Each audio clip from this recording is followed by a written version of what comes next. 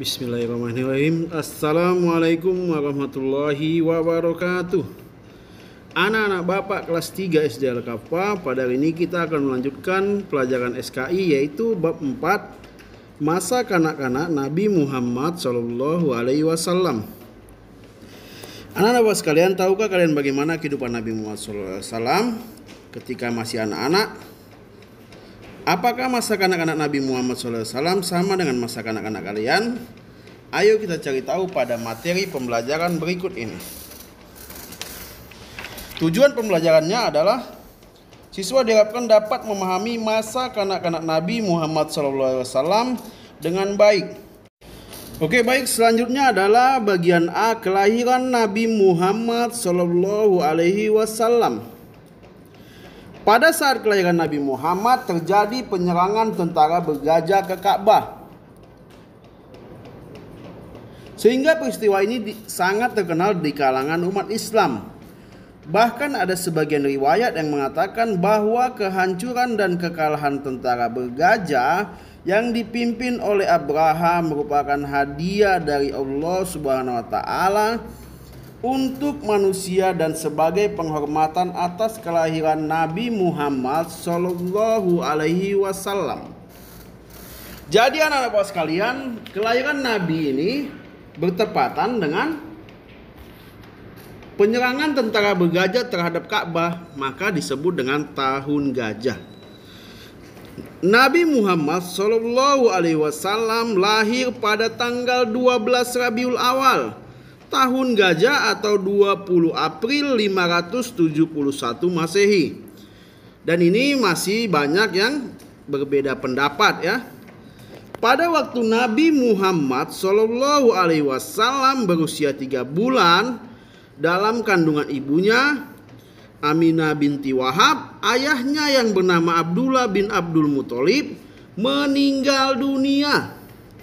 Jadi Nabi Muhammad ini sebelum lahir ayahnya sudah meninggal. Dia sudah yatim. Dan meninggalnya di kota Yasrib atau Madinah saat ini nak ya, dalam perjalanan berdagang ke negeri Syam. Nabi Muhammad SAW dilahirkan dari garis keturunan yang terhormat. Kakeknya yang bernama Abdul Muthalib merupakan seorang pemuka kaum Quraisy di Mekah yang paling disegani. Abdul Muthalib dipercaya masyarakat sebagai penjaga Ka'bah. Jadi kakeknya ini nak, riwayatnya adalah penjaga Ka'bah.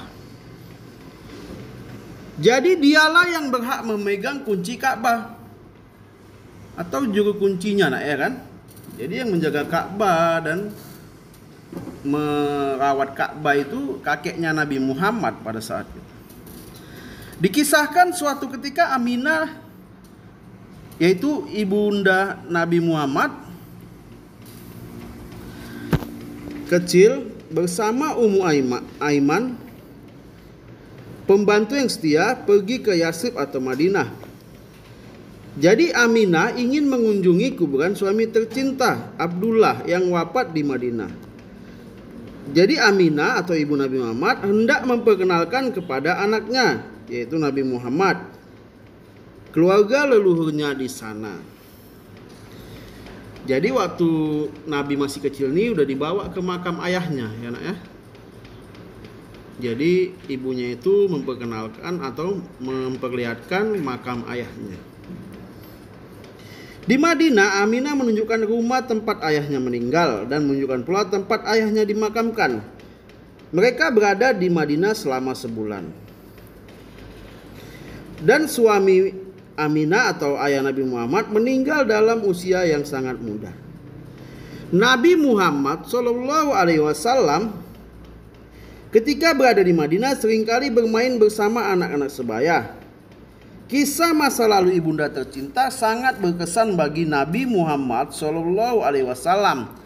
Ini terbukti dari ucapan-ucapan beliau kepada sahabat-sahabat beliau yang beliau ucapkan setelah beliau sebagai Nabi berhijrah ke Madinah puluhan tahun setelah kunjungan pertama itu. Sambil menuju ke lokasi tempat beliau bersama ibunya, beliau bersabda mengingat kenangan lama itu. Disinilah aku tinggal bersama ibuku. Di lokasi inilah dikuburkannya ayahku. Disinilah aku bermain dengan Anissa, salah seorang anak putri yang sebaya dengan beliau. Dan di sanalah aku belajar dan pandai berenang. Tentang yatim piatunya Nabi Muhammad SAW, Allah Subhanahu wa taala berfirman, Alam yajidka yatiman fa'awa wa wajadaka dollam fahada.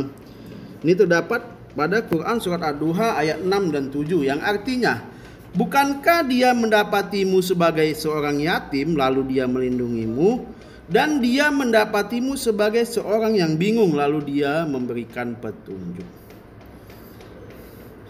Baik anak-anak sekalian, cukup sekian dulu materi dari Bapak, yaitu tentang bagian A, kelahiran Nabi Muhammad SAW, dan tentang Nabi Muhammad menjadi yatim yang terdapat dalam Al-Quran.